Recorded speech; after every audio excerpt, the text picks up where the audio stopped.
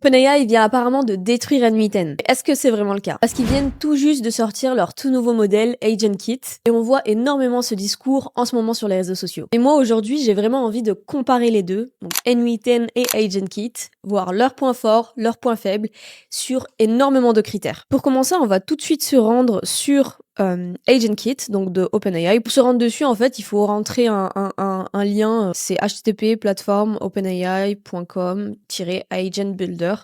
Il faut vraiment entrer ce lien en fait dans votre barre de recherche pour aller directement pour atterrir en fait sur le Agent Builder. Donc c'est là-dessus qu'on va pouvoir créer du coup des agents. On a la possibilité de créer des workflows, donc ici, donc je peux cliquer ici sur Create a Workflow et j'atterris sur cette page qui ressemble fortement à du N8N. On peut voir même le fond vraiment sombre avec les petits points et tout, c'est vraiment pareil. Et ici, sur la gauche, on a un panneau avec énormément de points, en fait, de nœuds qu'on peut intégrer du coup dans notre agent pour construire notre agent et faire pas mal de choses. Donc, la première chose qu'on voit du coup, c'est que l'interface, elle est assez simple. Au niveau du coup des visuels, même au niveau du coup des nœuds, c'est carrément plus simple visuellement et plus joli, on va dire, que N8N, que du pur N8N. Qu'on va voir juste après. Sur ce point-là, on va dire que OpenAI peut gagner un point. Ils ont peut-être essayé en fait de s'inspirer du style Apple, qui est très très minimaliste, très simplé, et peut-être essayer de faire de l'automation et de la construction d'agents quelque chose de simple et plus compréhensible par tout le monde. Ce qui est un bon point en soi. Et on compare un petit peu du coup à N8N. Donc là, on a l'interface N8N, c'est un petit peu plus complexe. Bon, c'est pas très compliqué en soi quand on est familiarisé avec la plateforme, mais on peut voir du coup que c'est un peu plus complet que la plateforme Agent Builder de OpenAI. On a plus d'informations. Donc là, en fait, je me suis directement rendue sur un agent que j'avais construit, parce qu'on va comparer justement les deux. On va comparer la construction d'un agent sur Agent Builder et sur N8N, et on va voir que les fonctionnalités sont ressemblantes, mais c'est totalement... Il y a quand même pas mal de choses qui diffèrent, et à la fin, on verra qui sera le gagnant. Mais je vais pas vous spoiler, mais c'est quand même N8N, je pense. Voilà, au niveau de la plateforme, on voit que déjà OpenAI a fait le choix en fait de faire une plateforme beaucoup plus simple, beaucoup plus jolie, compréhensible par tout le monde. Ce qui N8N, c'est un petit peu plus barbare. Mais ça reste quand même assez simple. On est sur des outils en fait no code, low code, donc c'est censé quand même être utilisable par tout le monde. Et ça l'est. C'est ça le truc. N8N en soi, c'est une plateforme qui existe quand même depuis assez longtemps. On peut voir sur ce graphique du coup que justement N8N existe depuis 2019, mais c'est que l'année dernière que ça a commencé à décoller, parce que justement il y a eu énormément d'utilisation et du coup de cas d'usage sur N8N, et aussi le fait qu'ils aient ajouté de plus en plus d'intégration. En fait, ils ont fait pas mal de mises à jour sur la plateforme qui permet maintenant d'utiliser plus de 500 intégrations, ce qui est énorme. On va pouvoir intégrer des plateformes comme Airtable, Gmail, des CRM, ou encore du coup des plateformes comme Shopify.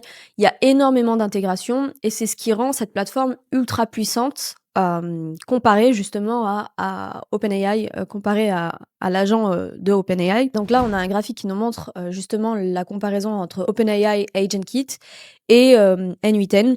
Et on voit quand même que sur pas mal de points, N8N le remporte, mais on va voir ça en détail. Il y a énormément de rumeurs qui courent justement sur ce sujet-là, comme quoi AgentKit va tuer N8N, mais on verra par la suite. Enfin, moi, personnellement, je ne pense pas. Je pense même pas que justement le but de AgentKit était de tuer N8N, parce que c'est des plateformes en fait qui sont comparables un petit peu, mais on va dire que N8N lui met carrément un trou, quoi. La première catégorie qu'on a regardée, c'était l'interface, et on voit justement que l'interface de AgentKit est beaucoup plus user-friendly que justement N8N.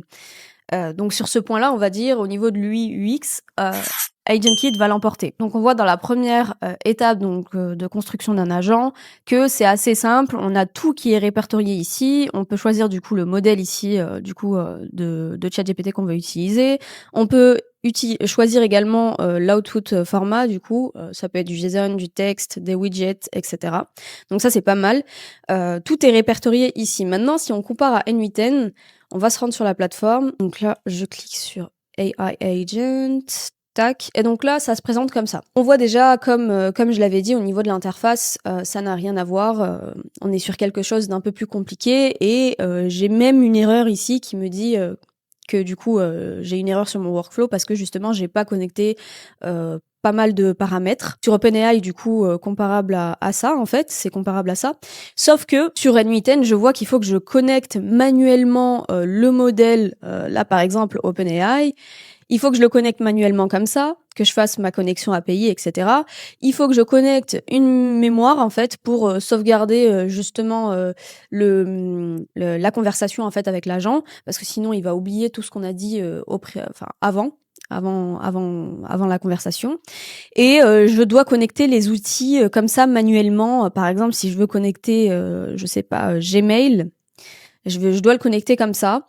Et si je veux en connecter d'autres, ben, je dois tout faire en fait manuellement. Donc ça paraît un petit peu plus compliqué à première vue que justement sur AgentKit où dans juste le module, le nœud agent, on a tout directement. On peut connecter du coup les outils, on peut connecter choisir le modèle, on peut choisir le format et pas mal d'autres choses ici qu'on peut modifier. Donc ça, c'est quand même un autre point pour OpenAI qui justement en fait facilite la création d'un agent. Donc dans la création, on va dire, d'un agent, c'est sûr que sur OpenAI AgentKit, c'est beaucoup plus simple que sur N8N. Donc sur ce point-là, OpenAI remporte encore une fois, mais on va voir que au niveau en fait des fonctionnalités, au niveau de ce qu'on peut faire avec cet agent, ça va être un peu plus compliqué d'aller très très loin sur AgentKit. Et on va continuer du coup la comparaison de toute façon.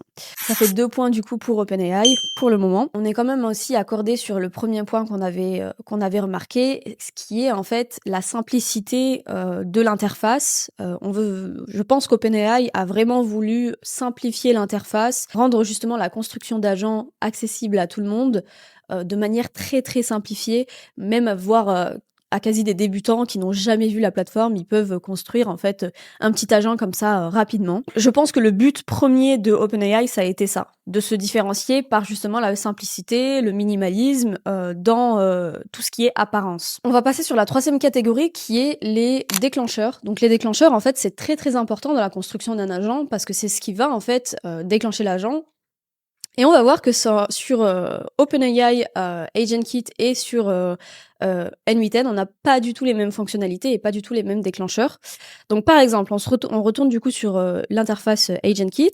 Donc là, j'ai un nœud start qui est là par défaut. Et ensuite, j'ai mon nœud MyAgent que je peux configurer. Donc là, en fait, par exemple, si je veux construire mon agent, je suis obligée de partir du start. Et ça veut dire que mon déclencheur, ça va être justement le déclenchement. Mon déclencheur, ça va être le fait que j'envoie un message à mon agent. Donc c'est vraiment qu'une interface chat. Donc en fait, je vais pouvoir déclencher mon agent que en lui parlant, en initiant la conversation. Ce qui est bien, mais ce qui réduit énormément du coup les possibilités de déclenchement comparé à N8N. Donc si par exemple là je fais un test, là je vais configurer juste mon agent et lui donner la possibilité du coup d'aller rechercher sur le web, optional, donc voilà, add. Donc là il a la possibilité d'aller chercher sur le web, c'est juste pour vous montrer un petit peu comment ça fonctionne. Et là je vais lui dire, est-ce que tu peux me donner 2025 ? Et là, normalement, et donc là, en fait, on voit que c'est moi qui initie la conversation. C'est moi, en fait, le trigger, c'est moi, tout simplement. C'est le fait que je lui envoie un message et qu'il va me répondre par la suite. Et pareil, si je veux, par exemple, si j'intègre des modules comme Gmail, des outils comme Gmail ou d'autres intégrations à cet agent-là, il va falloir que je lui donne des instructions et qu'il, justement... et qu'il me réponde par la suite.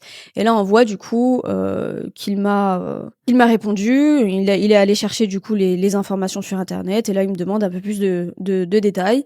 Ok, donc ça, c'était juste pour vous montrer en fait comment on initie, quel est le trigger, quel est le déclencheur justement de AgentKit. Et là, en l'occurrence, c'est nous qui initions la conversation. Et même si par exemple, je veux le déployer, je veux déployer mon agent et pouvoir l'utiliser du coup quotidiennement, pas forcément sur cette interface.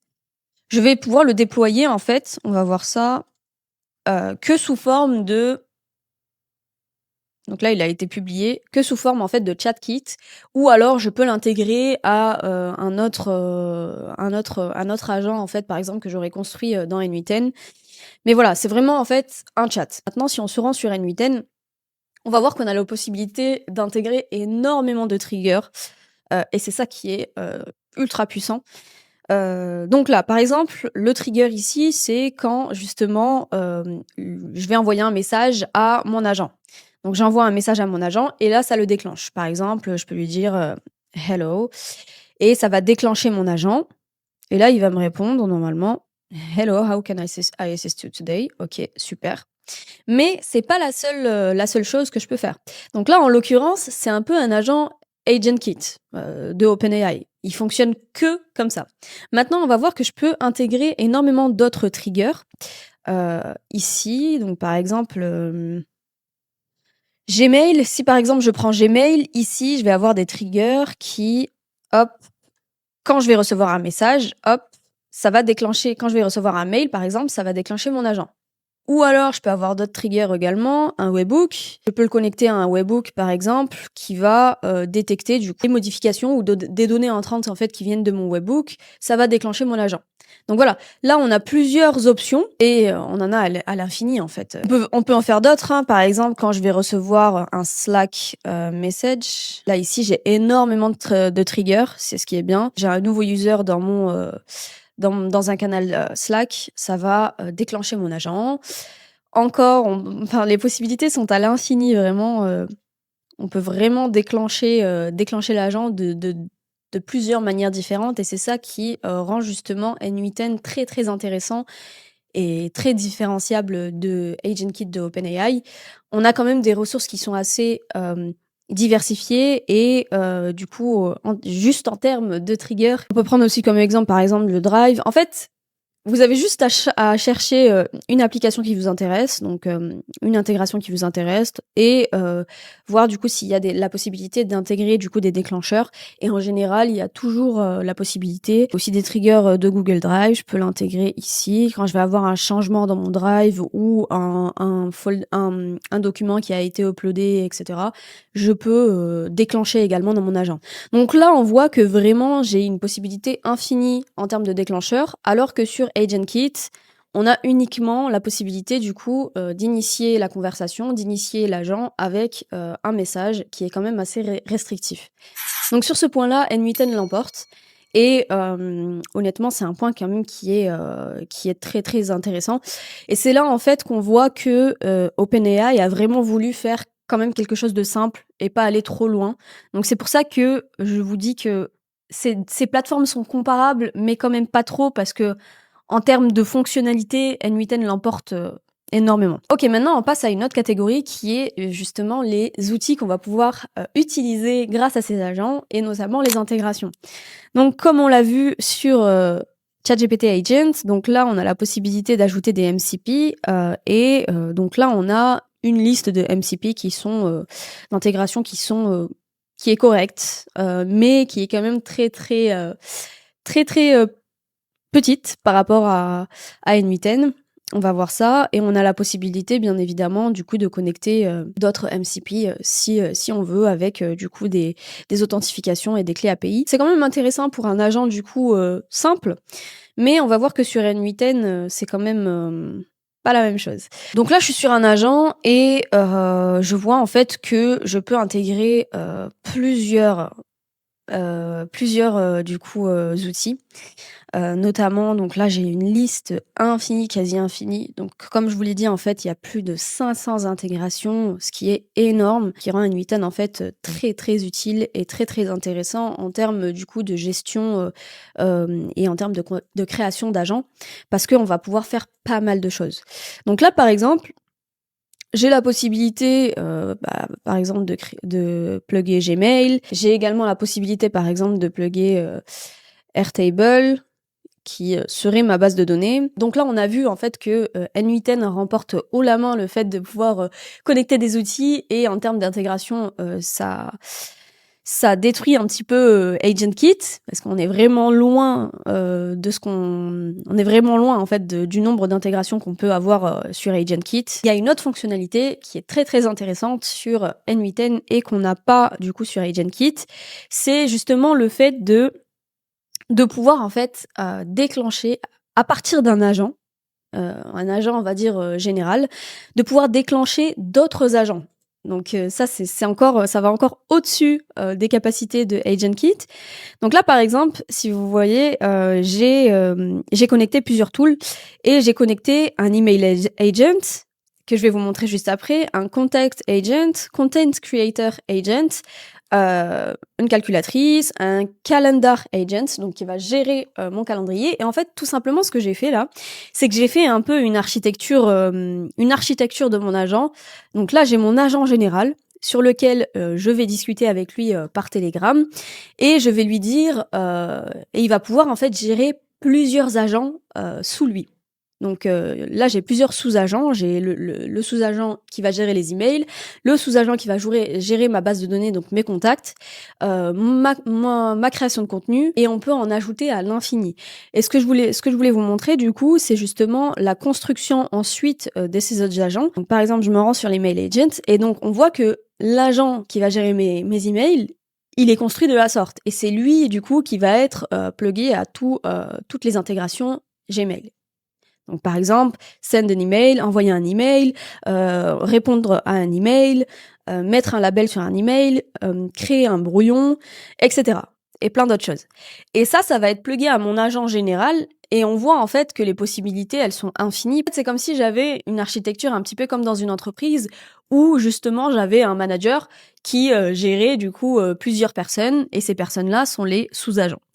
Donc ça, c'est vraiment une très très grosse fonctionnalité qu'on a sur N8N et qu'on n'a pas sur AgentKit. La prochaine catégorie qu'on va comparer, c'est la prise en charge des modèles et on va voir que sur AgentKit, c'est quand même assez simple et plus intéressant parce que justement, donc là, je suis toujours sur mon agent, hein, le même agent.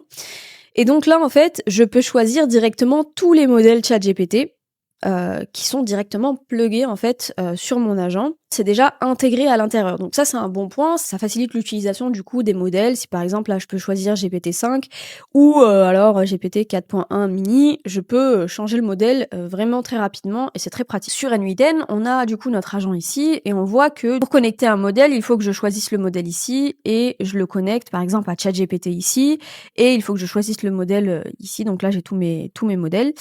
Mais ce qui est intéressant ici, c'est que je vais pouvoir choisir d'autres modèles.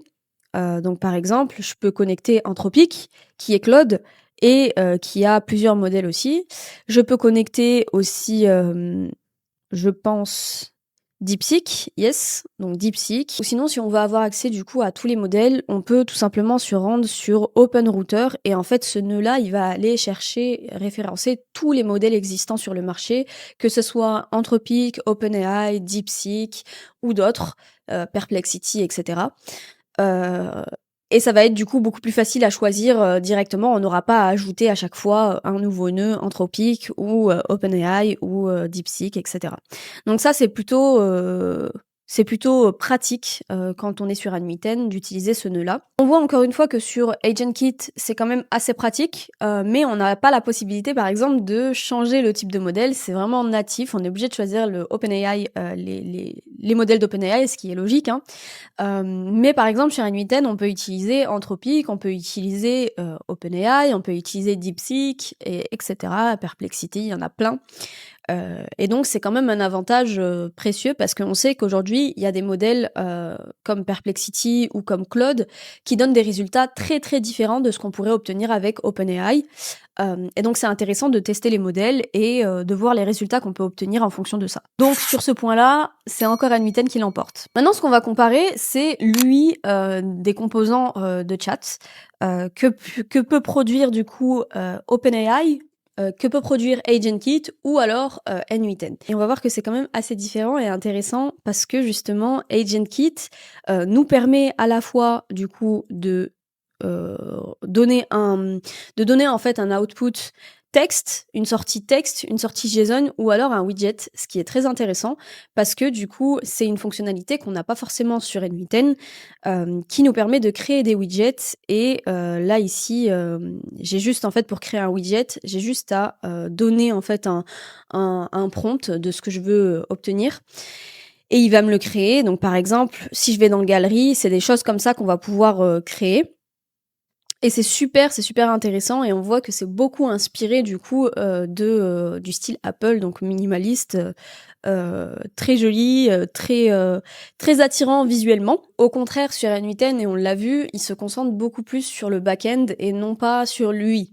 On n'a pas trop la possibilité en fait de justement créer des chats interactifs ou des chats un peu visuellement jolis comme ce que fait OpenAI AgentKit. Ils sont vraiment concentrés sur vraiment le gros travail, donc tout ce qu'il y a derrière le back-end et toutes les fonctionnalités qu'on peut obtenir justement d'un agent et pas sur l'aspect visuel. Donc sur ce point-là, c'est OpenAI AgentKit qui va le remporter. Ce qui est intéressant du coup, c'est que par exemple, si on va obtenir le même résultat que ce que fait OpenAI AgentKit en termes de visuel, on peut utiliser par exemple des plateformes comme Lovable qui vont nous permettre de créer en fait une interface, une application, une plateforme carrément, sur laquelle on va pouvoir plugger des automatisations par la suite et du coup donner un aspect visuellement beaucoup plus joli à notre automatisation en back-end, quoi. Le dernier point qu'on va comparer, c'est le suivi de ce que fait l'agent justement sur la plateforme.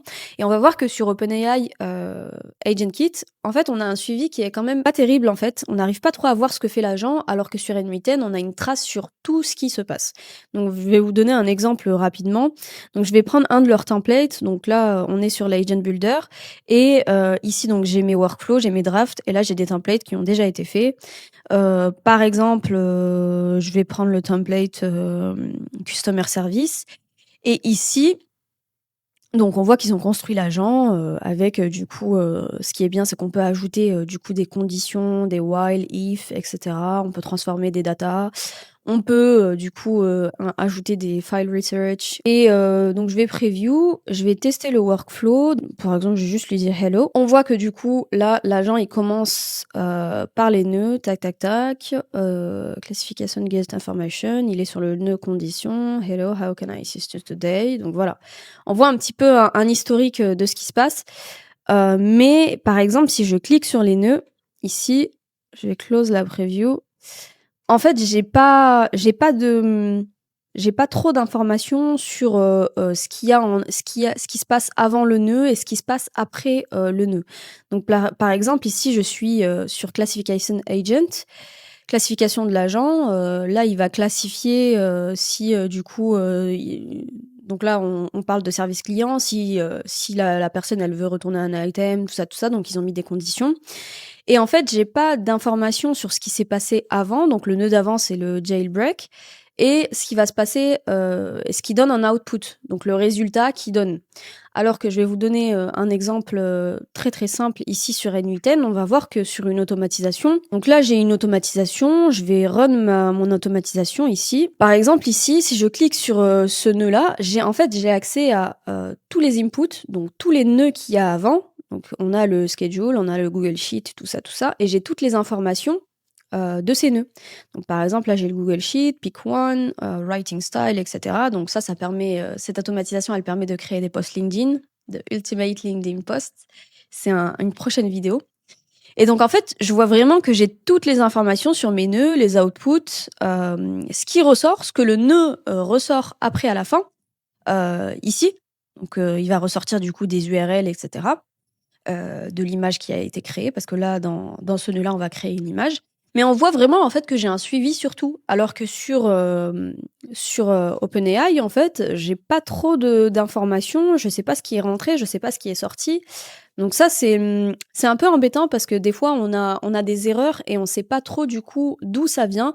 Et le fait d'avoir justement un suivi complet de toutes les informations qui sont entrées et de toutes les informations qui sont sorties, ça nous permet de trouver où était l'erreur. Et vraiment en fait de bien comprendre comment ça marche. En conclusion, ce qu'on peut voir, c'est que le AgentKit de OpenAI, il est vraiment pas comparable à N8N, pas parce qu'il n'est pas bien, mais parce que justement en termes de fonctionnalité, il ne fait pas du tout les mêmes choses. On a bien vu que sur N8N, on pouvait avoir des fonctionnalités infinies sur la construction des agents.